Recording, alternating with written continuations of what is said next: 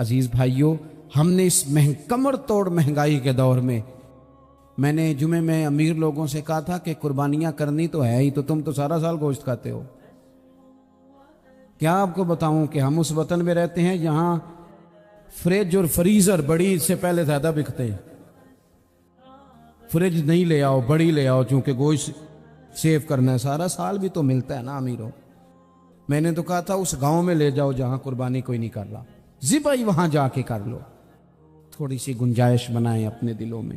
حضور کا مزاج اظہار کر دینے کا ہے۔ یاد رکھنا، شمع سے اگر کئی شمع جل جائیں تو اس کی روشنی میں کبھی کمی نہیں آتی۔ ہزاروں دیے بھی جل جائیں تو یہ دیے ماند نہیں پڑتے۔ مہنگائی بڑی زور کی ہو گئی، غریب آدمی کی آزمائش بڑھ گئی۔ ہمیشہ مہنگائی سے غریب لوگ متاثر ہوتے ہیں۔ امیروں کی تو چیزیں مہنگی ہو جاتی ہیں، وہ تو سنگل انہوں نے جمع کی ہوتی ہیں، مہنگی ہوتی ہیں تو ڈبل میں بیچتے۔ غریب پستا ہے۔ لیکن دکھ کی بات یہ ہے کہ ہم ایک دوسرے کا ساتھ نہیں دیتے، مقروض ذہنی اذیت کا شکار ہے۔ 3 دن ہے نا عید کے، تو ایک جوڑے سے بھی گزارے جا سکتے ہیں، ایک سے بھی۔ اکثر لوگ تو ویسے ہی عید کی نماز پڑھ کے سو جاتے ہیں، اور جو بیدار بھی ہیں وہ بھی کپڑے بدل کر کے جانور کے ذبح میں مشغول ہیں۔ ہم نے اس عید پہ کوشش کرنی ہے کہ ہماری گلی میں، ہمارے محلے میں، ہمارے دائیں بائیں تھوڑا سفر کریں، بچوں کو دیکھیں، سرکاری سکول سے نکلتے بچوں کو دیکھیں، مساجد مدارس سے نکلتے بچوں کو دیکھیں۔ ہم نہ ایک ایک دو دو کا ساتھ دیں۔ یہ جتنی سیاسی جماعتیں کام کر رہی ہیں، جن کی حکومت تھی، جن کی ہے، پتہ نہیں کل کس کی آئے گی، میں تو ذاتی طور پر ان سے پورا مایوس ہوں۔ مجھے تو نہیں لگتا کہ جتنے لوگ آج تک حکومت کر چکے ہیں، بار بار آتے ہیں یا پچھلی حکومت گئی ہے، ان کے پاس کوئی پلان ہی نہیں ہے۔ یہ تو بیچارے ایک دوسرے کی ٹانگیں کھینچنے کے علاوہ نہ کچھ کر سکے ہیں، نہ امید ہے کچھ کریں گے۔ لیکن غریب کی تکلیف بڑھ گئی ہے۔ میرے پاس 20 لوگ آتے ہیں، آتے تو وہ دعا کا کہنے ہیں، آتے تو صرف یہ بتانے ہیں کہ اس مشکل میں ہوں، دعا کرنا۔ لیکن دوستو، لوگوں کی باتیں سن کے بڑی تکلیف ہوتی ہے۔ ہم کیا کسی کی مدد کر سکتے ہیں؟ ہمارے لیے تو مدارس چلانے مشکل ہیں، لیکن لوگ اذیت کا شکار ہیں۔ ذہنی کرب کے نیچے لوگ آ گئے، اتنی بڑی اذیتیں کھڑی کر دی گئی ہیں۔ تھوڑا تھوڑا دیکھو، 2 کا کھانا 3 بھی تو کھا ہی سکتے ہیں نا، 3 کا کھانا 4 بھی تو کھا ہی سکتے ہیں نا۔ میرے محبوب نے ہمیں یہ نہیں کہا تھا زیادہ گوشت پکانا، بلکہ رسول پاک نے تو رنگ ہی بڑا سادہ دیا ہے۔ کریم نے فرمایا، عائشہ شوربہ ذرا زیادہ کر لو، پڑوسیوں کو بھی سالن دے دیں گے، تھوڑا شوربہ زیادہ کر لو، اسی کو بڑھا لو، تھوڑا شوربہ بڑھا لیں، تھوڑا تھوڑا ایک دوسرے کی مدد کریں، دست شفقت رکھیں۔ گلیوں میں سنسان لوگ، اب تو لوگ ایک دوسرے سے دکھ بھی نہیں کہتے، وہ کہتے ہیں دینا کسی نے ہے کچھ نہیں، اور تماشا الگ سے بن جائے گا۔ دوستو، ہم نے خود ایک دوسرے کا ہاتھ بٹانا ہے۔ جو لوگ صاحب ثروت ہیں، دیکھو ایک ہی باپ کی اولاد ہوتی ہے، ایک کو اللہ بڑا نواز دیتا ہے، 2-3 کمزور رہ جاتے ہیں، اس کو چاہیے وہ دوسروں پہ دست شفقت رکھے۔ ایک گلی میں سارے لوگ ایک ہی قبیلے کے، ایک ہی علاقے کے، ایک آگے نکل گیا ہے، اسے چاہیے وہ دوسروں کا خیال کرے۔ عزیز بھائیوں، ہم نے اس کمر توڑ مہنگائی کے دور میں نے جمعے میں امیر لوگوں سے کہا تھا کہ قربانیاں کرنی تو ہے ہی، تو تم تو سارا سال گوشت کھاتے ہو۔ کیا آپ کو بتاؤں کہ ہم اس وطن میں رہتے ہیں جہاں فریج اور فریزر بڑی سے پہلے زیادہ بکتے ہیں۔ فریج نہیں لے آؤ، بڑی لے آؤ، چونکہ گوشت سیو کرنا ہے، سارا سال بھی تو ملتا ہے نا امیروں۔ میں نے تو کہا تھا اس گاؤں میں لے جاؤ جہاں قربانی کوئی نہیں کر رہا، ذبح ہی وہاں جا کے کر لو۔ تھوڑی سی گنجائش بنائیں اپنے دلوں میں۔ یہ ضروری نہیں کہ سامنے والا آپ کا شکریہ بھی ادا کرے۔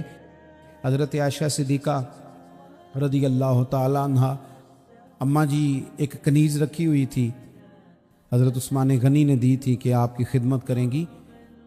تو وہ کنیز کہتی ہے کہ اماں جی تو میری بھی روٹیاں پکا دیتی تھی، وہ تو میرے لیے بھی کھانے کا اہتمام کر دیتی تھی، لیکن کوئی دروازے پہ اگر مانگنے آتا تو حضرت عائشہ صدیقہ مجھے کہتی اسے خیرات دے آؤ، تو میں کہتی اماں جی یہ کام تو لوگ دوڑ کے کرتے ہیں اور آپ یہ مجھے کہہ رہی ہے میں کر دوں؟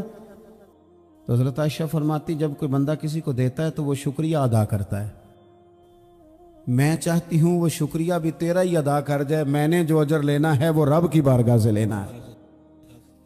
تو میرے بھائی اپنی زندگی میں تھوڑا سا تو دل بڑا کریں، تھوڑی تھوڑی گنجائش پیدا کریں، اور یہ ضروری نہیں کہ اس بندے کا آپ سے بڑا اچھا سلوک ہی ہو، نہ بھی ہو اس غریب کا سلوک اچھا، تو بعض اوقات بندہ غریبی میں تلخ بھی تو ہو ہی جاتا ہے نا۔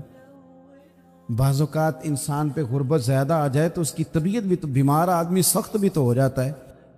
تو میری آپ سے یہ گزارش ہے کہ یہ جو دن چل رہے ہیں وہ ہمارے ہاں ہمارے حکمران کہتے ہیں مزید سخت فیصلے کرنے پڑیں گے۔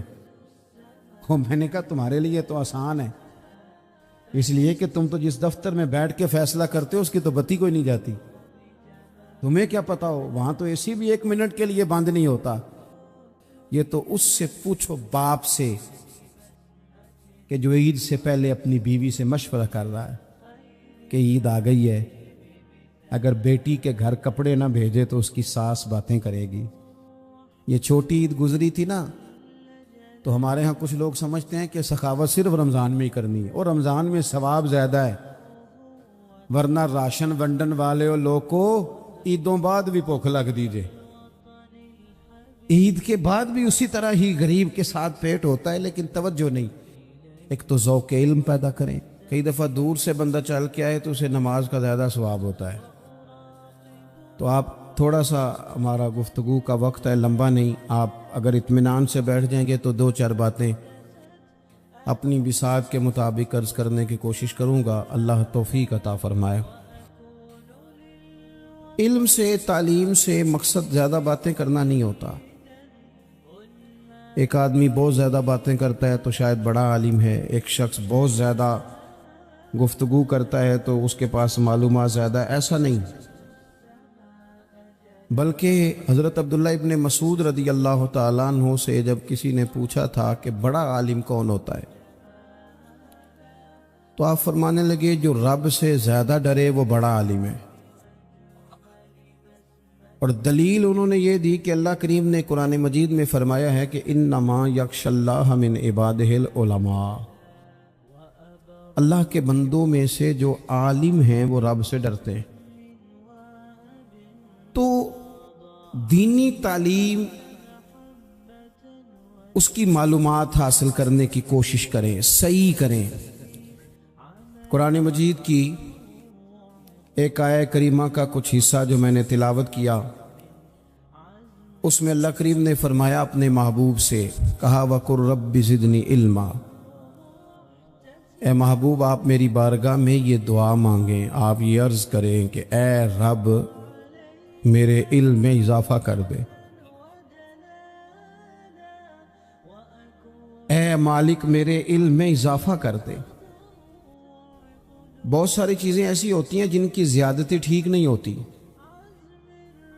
وہ زیادہ ہو جائیں تو نقصان کرتی ہیں، لیکن علم ایک ایسی چیز ہے کہ جس کے بارے میں رب کریم نے کہا کہ محبوب آپ دعا مانگیں کہ آپ کو زیادہ علم دیا جائے۔ اور پھر علم ایک ایسی چیز ہے کہ کوئی بھی آدمی یہ دعویٰ نہ کرے کہ میں نے اب بڑا حاصل کر لیا ہے، میری اب تکمیل ہو گئی ہے، میں اب مکمل ہو گیا ہوں۔ جن کو اللہ نے غیب کے خزانوں کی کنجیاں دی ہیں نا، ان سے بھی رب کریم نے کہا ہے کہ محبوب آپ دعا کریں کہ مالک میرے علم میں اضافہ کر دے۔ تو جب وہاں تک یہ بات ہے تو پھر عام آدمی کو بھی چاہیے کہ وہ اپنی معلومات میں اضافے کا شوق پیدا کرے۔ اور تیسری بات یہ کہ جو حضور کے علم شریف پر بات کرتے ہیں وہ بھی اس آیت سے سیکھیں کہ حضور کا علم تو ہر روز رب اس میں اضافہ فرما رہا ہے، تو ہر روز اضافہ ہو رہا ہے، وَلَلْآخِرَةُ خَيْرٌ لَكَ مِنَ الْأُولَىٰ، ہر روز ترقی ہو رہی ہے حضور کے علم شریف کی بھی۔ تو ہمارے ہاں زیادہ تر لوگ بات اس لیے سیکھتے ہیں کہ میں کوئی کہیں سے مسئلہ سیکھوں گا پھر جا کے اپنی مسجد کے امام کو تنگ کروں گا کہ وہاں تو میں یہ سن کے آیا ہوں تو یہاں یہ کام کیوں نہیں ہوتا. میں کوئی بات سیکھوں گا تو پھر میں اس سے بحث کا دروازہ کھولوں گا. علم کا مطلب ہی اپنے آپ کو سنوارنا ہے. معلومات حاصل کرنے کا مطلب یہ کہ آپ کے عمل میں پختگی آئے, آپ کے کردار میں پختگی آئے, آپ نے جو سیکھا ہے آپ اس کے مطابق اپنے آپ کو ڈھالیں. مسلم شریف میں موجود ہے, نبی پاک صلی اللہ علیہ وسلم نے دعا مانگی ہے, اے اللہ میں اس علم سے تیری پناہ مانگتا ہوں جو علم تو ہو پر نفع والا نہ ہو. جس بندے کے علم نے اسے نفع نہیں دیا, وہ کچھ سیکھ نہیں سکا اس سے, تو اس کا علم کسی کو کیا نفع دے گا. جب خود سے اس نے, اور صوفیاء کرام تو فرماتے ہیں کہ جو لوگ بڑی معلومات حاصل کر لیں, بڑی باتیں سیکھ لیں, پنچایت میں کسی کو بولنے نہ دیں, گھر میں کسی کو بولنے نہ دیں. بہت سارے لوگ تو علماء کو بھی مشورہ دیتے ہیں, بڑی باتیں کرے, لیکن عمل کے لحاظ سے بندہ زیرو ہو تو اہل دل فرماتے ہیں اس کی صحبت سے بچو. اسے بڑا پتہ ہے, بڑی باتیں آتی ہیں, بڑی باتیں آتی ہیں, بڑی باتیں کرتا ہے, لیکن گفتگو کی حد تک تو بہت بڑا ہے, عمل کے معاملے میں صفر ہے. بہت سارے لوگ مسجد کے حجرے میں میٹنگ ہو رہی ہوتی ہے اور وہ لمبی لمبی دلیلیں اور مشورے دے رہے ہوتے ہیں, نماز کا ٹائم آ جائے تو اٹھ کے چلے جاتے ہیں, کہتے ہیں میں اپنے محلے دی مسیتیں پڑھنی. کئیوں کو کام یاد آ جاتا ہے. فرمایا کہ شخص کے پاس معلومات بڑی ہوں لیکن عمل کے معاملے میں بندہ زیرو ہو تو اسے بچنا کیوں؟ اس لیے کہ اگر پڑھا لکھا آدمی بے عمل ہونا تو وہ اپنی بے عملی پر بھی دلیلیں پیش کرتا ہے. وہ کہتا ہے میں یہ کام نہیں کرتا تو یہ میرے پاس دلیل ہے. وہ تو بے عملی کو بھی مزین کر دے گا معاذ اللہ. تو دینی تعلیم ایک تو حاصل اس لیے کریں کہ ہم نے اپنے آپ کو سنوارنا ہے, اور دوسرا علم کا شوق طبیعت میں ہو. دیکھیں نا, اللہ کے حبیب صلی اللہ علیہ وسلم نے فرمایا ہے کہ جو علم کے رستے پہ چل پڑا وہ جنت کے رستے پہ چل پڑا ہے. جمعوں میں, محفلوں میں کانوں کے ذائقے کے لیے نہ آئیں, اس لیے آئیں کہ میرے علم میں, میرے عمل میں یہ کوئی اضافے کی بات بنے گی, میں کوئی نصیحت حاصل کروں گا تو میرے دل کا زنگ اترے گا. ہمارے ہاں یہاں لوگ مزے کے لیے آتے ہیں اور آج کل لوگ فوٹو کے لیے آتے ہیں. ان دو کاموں سے نکل کر خالص اصلاح کی نیت سے علم کا شوق. ہمارے ہاں تیزی سے ایک حرکت کی گئی, علماء کا وقار خراب کیا گیا اور لوگوں کو دینی علوم سے دور کیا گیا, اور اس میں بعض بیچارے واعظین اور خطباء نے بھی کردار ادا کیا جب جعلی پیر کی تعریفیں کھول کے کی, اور اسے پتہ نہیں کہاں تک. یہ اسٹیج ہوتے ہیں نا, ان میں کوئی بندہ اچھا لگے بھی تو اس کے لیے دعا کرنی چاہیے, تعریفیں نہیں کرنی چاہیے. تعریفیں اس کا کوئی فائدہ نہیں ہے. اس بندے کو تو دعا کا فائدہ ہے. اگر آپ کو اچھا لگ رہا ہے تو اسے دعا دیں, اس سے زیادہ کچھ نہیں کریں. اور ہمارے ہاں جناب وہ نقیب محفل بیچارے کی شامت آ جاتی ہے اگر تعریفیں تھوڑی کرے تو کہتے ہیں انہوں تو نام ہی نہیں لینا ہوں. اور بھائی اس کے نام لینے سے آپ کا قد اونچا ہوتا ہے. تو علم اور عالم, ان دونوں چیزوں سے قوم کو دور کیا گیا. دینی تعلیمات کا فقدان ہے.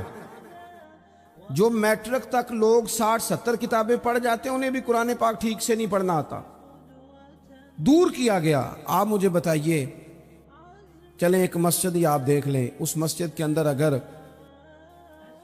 ایک طرف ایک عالم دین مشکات شریف کھول کے بیٹھے ہوں, حدیث پاک کا درس ہو رہا ہے, یا بہار شریعت کھول کے بیٹھے ہیں, فقہی مسائل بیان کیے, اور اسی مسجد میں ایک بابا جی جبہ پہن کے تگڑا سا بڑی سی پگڑی باندھ کے اور 500 دانے والی تسبیح لے کے بیٹھے ہیں. اب ایک بندہ اندر آتا ہے تو وہ کدھر جائے گا, عالم کی طرف کہ بابا جی کی طرف؟ وہ کیوں جا رہا ہے بھلا بابا جی کی طرف؟ وہ اس لیے کہ ہم نے اسے یہ بتایا ہی نہیں کہ جس طرح سبحان اللہ سبحان اللہ سبحان اللہ پڑھنا عبادت ہے نا, اسی طرح دارابا دارابا پڑھنا بھی عبادت ہے. اسے ہم نے بتایا نہیں کہ جب تک علم کے رستے میں رہنا بھی عبادت ہے، جب تک اسے یہ سمجھ نہیں نہ آئے گی کہ جس طرح وظائف کی کتاب پڑھنا عبادت ہے، اسی طرح مشکوٰۃ شریف پڑھنا بھی عبادت ہے، حدیث بخاری کا درس لینا بھی عبادت ہے، مسلم شریف کی احادیث پر اپنے اساتذہ سے بیٹھ کر دروس پانا بھی عبادت۔ جب تک یہ پورا مزاج دیکھیں نا، نبی پاک صلی اللہ علیہ وسلم نے فرمایا رات کی ایک گھڑی بھر دین سیکھ لینا ساری رات نفل پڑھنے سے بہتر ہے۔ اب ہمیں سمجھنا چاہیے کہ کتاب پڑھ کے بھی بندہ رب رسول تک پہنچ سکتا ہے، کتاب و سنت رستہ آسان کرتے ہیں، لیکن ہمارے ہاں کیا مزاج دیا گیا ہے؟ بابا جی کے پاس چلو، ضرور جائیں بابا جی اگر نیک ہیں تو منع کوئی نہیں کر رہا، لیکن جو سوچ ہمیں حضور نے دی ہے ہم نے اسی سوچ کے مطابق اپنے معاملات کو ترتیب دینا ہے نا۔ اب ایک بات میں نے آپ سے پوچھی اور آپ نے کہا قوم ساری بابا جی کی طرف جائے گی۔ حدیث پاک کس طرح ہے؟ اللہ کے محبوب مسجد شریف میں تشریف لائے، دونوں جانب لوگوں کے حلقے بنے ہوئے ہیں، لوگ بیٹھے ہوئے، ایک حلقے میں لوگ اللہ کی یاد کر رہے ہیں، ذکر ہو رہا ہے، ایک حلقے میں بیٹھ کے ایک عالم کتاب و سنت کا درس دے رہے ہیں، ایک صحابی اور باقی سن رہے ہیں۔ خاص توجہ کریں نوجوان میری بات پر، رسول کریم صلی اللہ علیہ وسلم دونوں کے بیچ کھڑے ہو گئے اور کریم نے فرمایا دونوں محفلیں خیر کی ہیں، دونوں ہی حلقے خیر کے ہیں۔ اور پھر حضور فرمانے لگے مجھے چونکہ رب نے استاد بنا کے بھیجا ہے، میں چونکہ معلم بن کے آیا ہوں، یتلو علیکم آیاتنا ویزکیکم، میں چونکہ کتاب و سنت کی تعلیم کے لیے آیا ہوں۔ یہ لفظ کہتے کہتے حضور اس جماعت میں بیٹھ گئے جو دین پڑھ اور پڑھا رہی تھی، حضور وہاں بیٹھے جہاں بات دین کی ہو رہی، جہاں لوگوں کو اللہ رسول کی بات بتائی جا رہی۔ تو جمعے میں وقت پہ آئیں، اپنی دینی معلومات مضبوط کریں اور اپنے لیے مضبوط کریں۔ میں آپ کو بڑے درد سے یہ بات عرض کرتا ہوں، اگر دن میں 100 لوگ مسئلہ پوچھتے ہیں نا شریعت کا، تو ان میں 95 لوگ وہ ہوتے ہیں جو طلاق کا مسئلہ پوچھتے ہیں۔ والد صاحب نے، بیٹی کے والد صاحب نے 2 مہینے پہلے آرڈر دیا ہوتا ہے فرنیچر کا، بیٹے کی شادی ہو تو مہینہ پہلے شیروانی والے کو بھی کہنا پڑتا ہے، گاڑیاں بک کرانی پڑتی ہیں، میرج ہال بک، یہ سارے لوازمات ہم کرتے ہیں، سارا کچھ کیا۔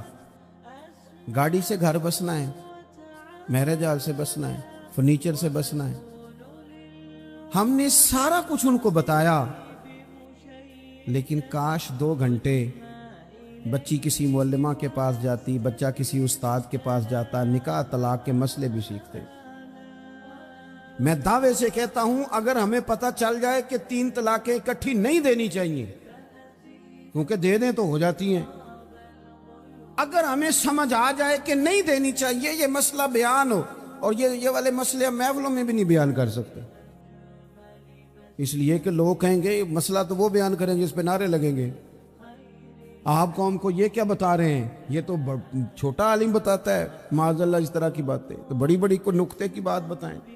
وہ جس طرح ہمارے ہاں وہ 1 گھنٹہ پہلے نہیں کہتے تگڑے ہو جو میں جملہ دینے لگا، وہ پتہ نہیں جملہ آ رہا ہے کہ ایٹم بم آ رہا ہے، تیار ہو جاؤ، جو میرا جملہ ضائع نہ کرنا، ادھر بھاگ کے چلا گیا ادھر بھاگ کے آ جاؤ، اللہ جانے وہ جس طرح کبھی لگتا ہے نا پٹاری سے، اللہ جانے کیا نکلے گا، میں جملہ دینے لگا ہوں۔ تو میں کہتا ہوں تو آرام سے بیٹھ کے بھی جملہ دے دے، تیرے جملے سے کیا نکلے گا، اور تو جملہ نہ دے ہمیں کوئی آیت دے، تو جملہ چھوڑ ہمیں کوئی حدیث پاک سنا۔ یعنی ہر نقیب، ہر خطیب، ہر نعت خواہ اٹھ کے کہتا ہے سارا قرآن ہی حضور کی تعریف ہے، اور بھئی اگر سارا قرآن حضور کی تعریف ہے تو چند آیتیں پڑھ دے پھر تو بھی، تو نے پڑھی تو ایک بھی نہیں اور تو کہتا جا رہا ہے سارا قرآن ہی حضور کی تعریف ہے۔ یہ والی تعریف بھی تو سنانا قوم کو، جو یہ بچے ان کے استاد انہیں سکھا رہے ہیں اور یہ سیکھ رہے ہیں، اس طرف بھی تو سفر کریں۔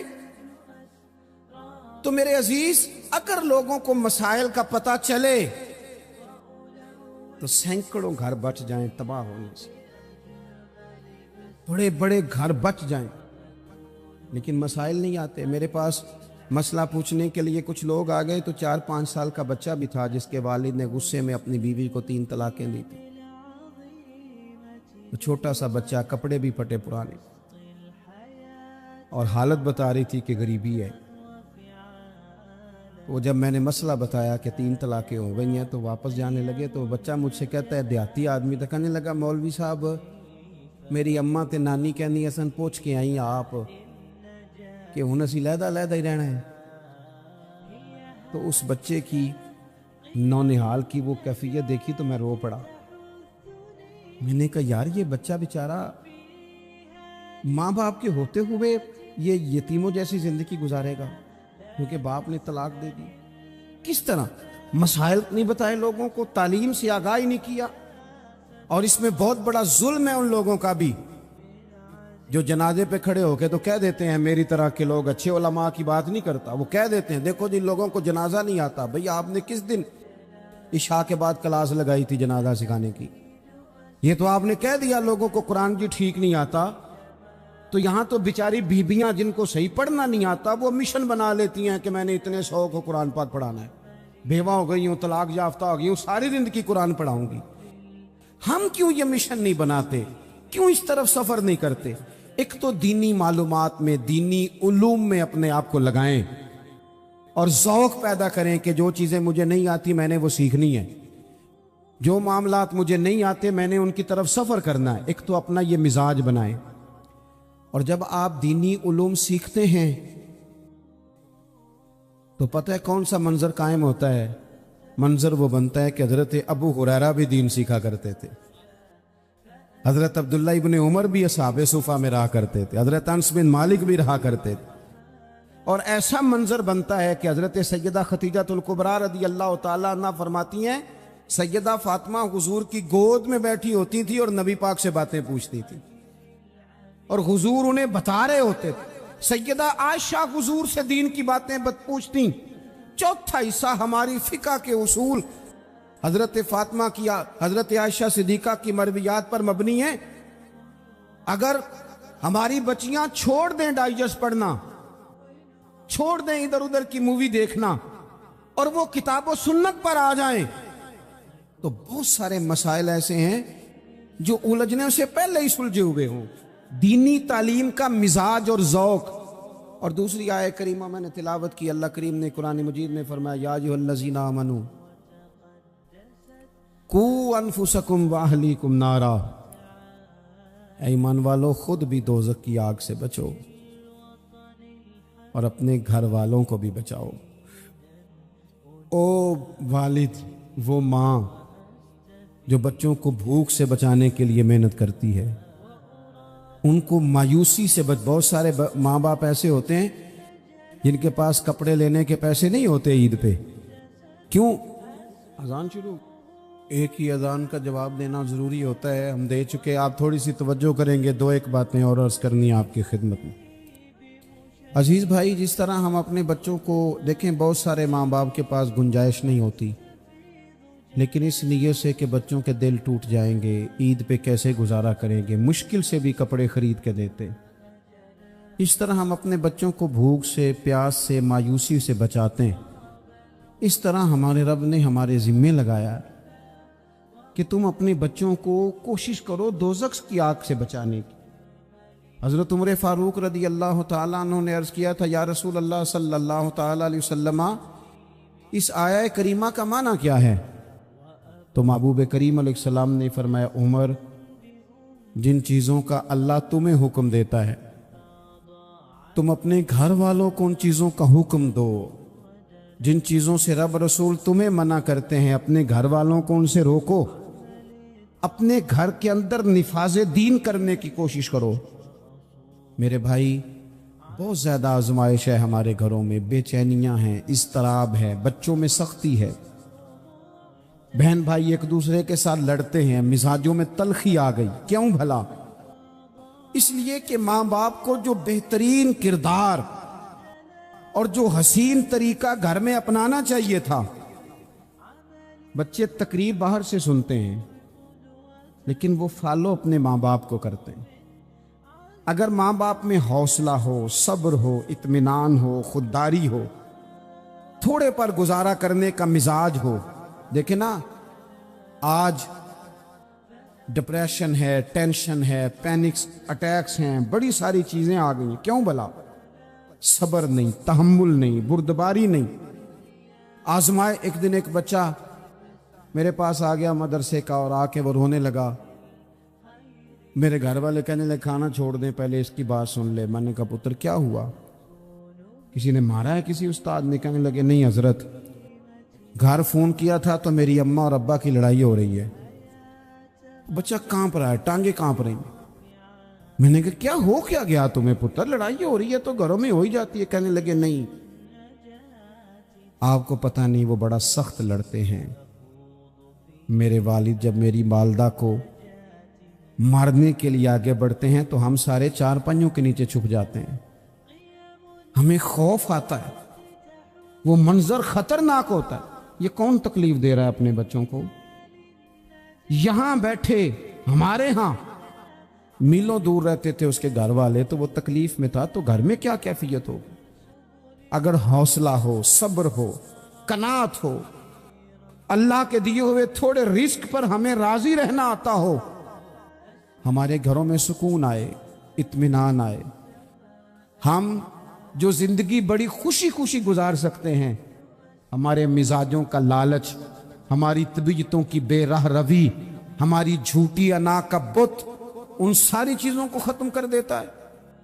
اپنی زندگی کے اندر اگر ہم وہ کردار اپنے بچوں کو دیں، جس کردار میں موبائل بھی ہو، جس میں گاڑی بھی ہو، جس میں پیسے بھی لا کے ابا دراز میں رکھتا ہو، لیکن والد کا گھر میں مصلی بھی موجود ہو، اس کی کوئی تسبیح بھی ہو، وہ یہ بھی کہتا ہو کہ خدا نے اپنے فضل سے آج 5,000 دیا ہے تو اس میں 1,000 غریبوں کا بھی ہے، اس میں تھوڑا سا میں نے اللہ کی رضا کے لیے بھی رکھا ہے.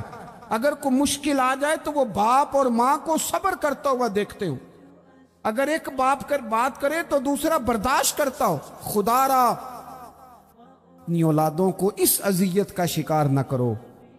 اپنے گھروں کے اندر وہ خودداری، وہ پیار، وہ وقار، وہ محبت، وہ انداز. آپ تھکے ہوئے ہیں، کوئی شک نہیں. آپ بہت سارے مسائل کا باہر شکار ہوں گے، کوئی شک نہیں. لیکن آپ باہر سے تھک کے آئے ہیں، اور اگر آپ باہر اپنی فیکٹری کے مالک ہیں اور دفتر کے بڑے ہیں تو گھر میں بھی تو آپ بڑے ہیں نا. آپ کی ماں بھی تو انتظار کر رہی ہے، اس نے بھی تو دکھڑا سنانا ہے نا آپ کو. آپ یہ دیکھیے کہ آپ کے بچے بھی تو انتظار کر رہے ہیں، وہ چاہتے ہیں کہ ابا آ کے بیٹھیں تو ہم ان کے سینے پہ چڑھ کے تھوڑا کھیلیں. آپ کی اہلیہ منتظر ہیں. کچھ باتیں بیوی کسی اور سے نہیں کہہ سکتی، صرف اپنے شوہر سے کہتی ہے. لیکن وہ تو آتے ہی جلال میں آ گئے صاحب. وہ کہنے لگے تو بڑی نالائق ہے، میں تھکا ماندہ آیا ہوں اور تو نے مجھے کہانی سنا دی ہے. وہ اس خاتون سے شدت کے ساتھ پیش آنے لگے. میرے رسول پاک کی حیات نور کو دیکھو. حضرت ام ایمن حضور کی رضائی والدہ ہیں، ان کی بھی خدمت ہو رہی ہے. حضرت حلیمہ سعدی آ رہی ہیں تو خدمت ہو رہی ہے. حضرت عباس حضور کے چچا ہیں تو کریم فرماتے ہیں میرے چچا ہیں باپ کی جگہ پہ. حضور دوست احباب صحابہ غلاموں سب کے ساتھ پیار کر رہے ہیں. 9 ازواج مطہرات ہیں گھر کے اندر. اور کیفیت یہ ہے کہ حضور صرف ان کی ضرورتوں کا ہی خیال نہیں کرتے، خواہشات کا ہی خیال نہیں کرتے، بلکہ میرے کریم کا طریقہ یہ ہے کہ کوئی بندہ آج بول کیا رہا ہے، وہ کہاں کھڑا ہے آج، اس کے جملے کس طرح کے، اس کا لہجہ کس طرح کا ہو گیا ہے اور اسے ٹھیک کیسے کرنا ہے. محبوب اس کا خیال فرماتے، توجہ کرتے. میں کہتا ہوں کہ ہم سب کو شوق آیا ہے آرام کرنے کا. میں صبح 11 بجے سے پہلے اپنے گھر سے نکل آیا تھا اور یہ وقت آ گیا ہے اور رات کو خدا جانے کس وقت گھر پہنچنا ہے. کئی دفعہ کیفیت یہ ہوتی ہے کہ گاڑی سے اترتے ہیں تو پھر دل کرتا ہے کہ کوئی اٹھا کے چلائے نا کبھی. اس کے باوجود بہت سارے لوگ ناراض رہتے ہیں کہ ہم سے مل کے نہیں گئے، فوٹو نہیں کھنچوا کے گئے. فلانی جگہ چائے نہیں پی کے گئے. یہ تسلسل ہے.